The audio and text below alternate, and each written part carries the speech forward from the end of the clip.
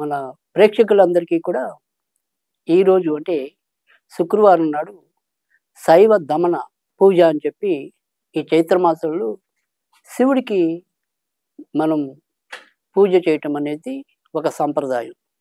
అంటే ఏదైతే మరి చైత్ర మాసంలో ఇంత కొద్ది రోజుల ముందు మీరందరూ కూడా రాముల వారి యొక్క కళ్యాణాన్ని కమనీయంగా వీక్షించి మరి పానకాన్ని కూడా సేకరించి ఉంటారని చెప్పి నేను అనుకుంటున్నాను. ఈ చైత్ర మాసంలో ఏదైతే మరి మొదట శుక్ల చవితి ఉందో అది గణేష దమన పూజగా మనం చేసుకోవటం అనేది కూడా జరిగింది. ఇప్పుడు ఈ 11వ తారీఖు శుక్రవారం నాడు ఏదైతే ఉందో ఆ రోజు మరి శివుడికి దమన పూజ నిర్వహించడం అంటే శైవ దమన పూజ అని చెప్పి చాలా ప్రత్యేకంగా మనం శివుణ్ణి ఆరాధించడానికి వినియోగిస్తాం. అసలు శివుణ్ణి ఎందుకు కొలవాలి? మరి రాముణ్ణి ఎందుకు కొలవాలి? ఇలా మనకి ఎన్నో రకాలైన ప్రశ్నలు మన యొక్క ధర్మంలో సందేహాత్మకంగా ఉంటాయి. నిజానికి మనకున్నంత మంది దేవతలు, మనకున్నన్ని ఆచారాలు, మనకున్నన్ని పద్ధతులు మరెవరికి ఉండవేమో. అయితే ఏ పద్ధతి ఎలా ఉన్నా, ఏ సంప్రదాయం మనం ఎలా అనుసరించినా మన అందరి యొక్క పరమార్థం ఒకటే. ఇలలో సౌఖ్యం అనుభవించడం, మరి తర్వాత ఏదైనప్పటికీ కూడా మనం పుణ్యాన్ని ఆచరించి మోక్షాన్ని పొందటం. కనుక ఇహపరమైన సౌఖ్యాల కోసం మనం తాపత్రయపడటం అనేది మానవ యొక్క జన్మ ఉద్దేశం.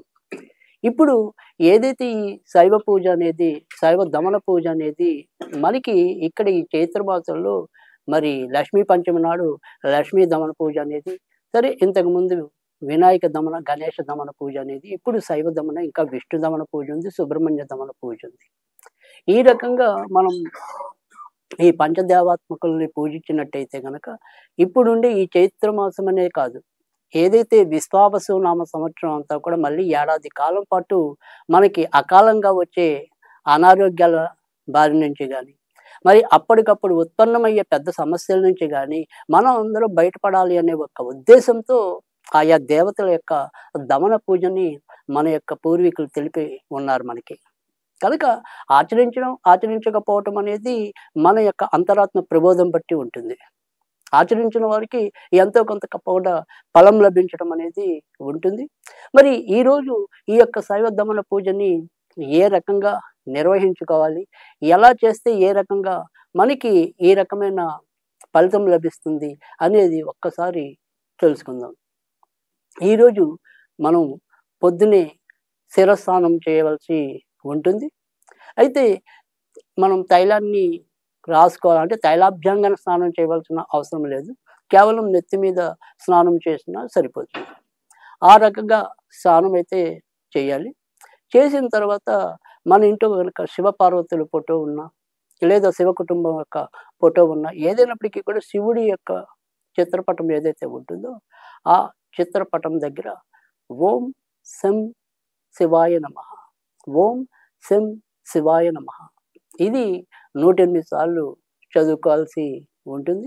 ఈ 108 సార్లు చదివే ముందు మనం మరి దీపారాధన చేయవలసిన విధానం ఉంటుంది. కాబట్టి అంటే మన యొక్క పూజల్లో ఎప్పుడు కూడా అగ్రస్థానం వహించేది దీపారాధన. దీపారాధన, ఘంటారామం లేకుండా మనం తర్వాత పూజని కొనసాగించం. కనుక ఈ 2 ప్రాథమికంగా ఆచరించిన తర్వాత మనం మిగతా పూజలకు వెళ్ళటం అనేది సంభవిస్తుంది కదా. ఇప్పుడు ఆ రకంగా మరి మనం మొదట శివుడు యొక్క ఫోటో పెట్టుకోవటం, ఆ శివుడికి ఏదైనా సరే ఇవాళ దమనం గనక దొరికితే దమనమాలతో ఆయన్ని అలంకృతం చేయటం అనేది అసలు ప్రాథమికంగా. అయితే ఇవాళ రోజుల్లో మరి అందరికీ దమనం లభించినా లభించకపోయినా మరి శివుడికి ఇష్టమైన మారేడు దళాలు దొరికినప్పటికీ కూడా ఆ మారేడు దళాలతో అర్చన చేయొచ్చు. మరి మారేడు దళాలు కూడా దొరక్కపోతే ఏవైనా సరే తెల్ల పూలతో అలంకరించవలసి ఉంటుంది. కనుక ఈ 3 పద్ధతుల్లో ఏదో రకమైన పద్ధతితో మనం శివుణ్ణి ఆరాధించవలసి ఉంటుంది. ఆ రకంగా మరి శివ పూజ చేసుకోవాలి. శివుణ్ణి అలంకృతం చేశాక ఇందాక నేను చెప్పిన ఏదైతే ఓం శం శివాయ నమః అనేది ఏదైతే ఉందో అది 108 సార్లు చదువుకోవాల్సి ఉంటుంది. మరి ప్రసాదం ఏం పెట్టాలి అంటే గనక ఇక్కడ ఈ ప్రసాదంలోకి వచ్చేప్పటికి శివుడికి ఈ రోజు నుంచి అంటే మనం ఏదైతే ఈ దమన పూజ అనేది కానీ మరి ఏదైనా శైవ దమన పూజ అనేది కానీ ఈ రోజు మొదలెట్టి అంటే శుక్రవారం నుంచి మంగళవారం వరకు 5 రోజులు కొనసాగించవలసి ఉంటుంది. ఈ 5 రోజులు కూడా ప్రతిరోజు ఇదే పద్ధతిలో మనం శివుడికి పూజ చేసి మనం కేవలం దద్దోజనం నివేదన చేస్తే సరిపోతుంది. అలాగే 5 రోజులు కూడా మనం ప్రసాదాలు మార్చవలసిన అవసరం కూడా లేదు. ఖచ్చితంగా ఈ దద్దోజనాన్ని మనము ఆయనకి శివుడికి పెట్టడం అనేది సంప్రదాయం. అయితే ఇందాక మనం చెప్పుకున్నాం.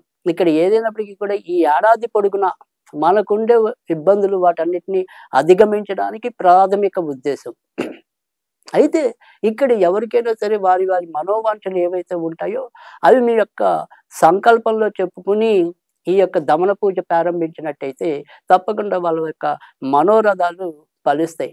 అంటే ఒక్కొక్కరికి కళ్యాణం కావాలనే కాంక్ష ఉంటుంది, ఒక్కొక్కరికి ఉద్యోగం రావాలనే కాంక్ష ఉంటుంది, ఒక్కొక్కరికి సంసారం బాగుండాలనే కాంక్ష ఉంటుంది. కనుక కాంక్ష ఏదైనప్పటికీ కూడా మీ ఆకాంక్షలు ఫలింపజేయడానికి ఈ యొక్క శివ లేదా శైవ దమన పూజ అనేది ఎంతైనా ఉపయోగకరంగా ఉండటం అనేది కూడా జరుగుతుంది. తర్వాత మరి ఈ 5 రోజుల్లో మీరేమన్నా ఉపవాసాలు ఉండాలా, ఉపవాసం చేయాలా, ఇలాంటి సందేహాలు కూడా కొంతమందికి రావటం అనేది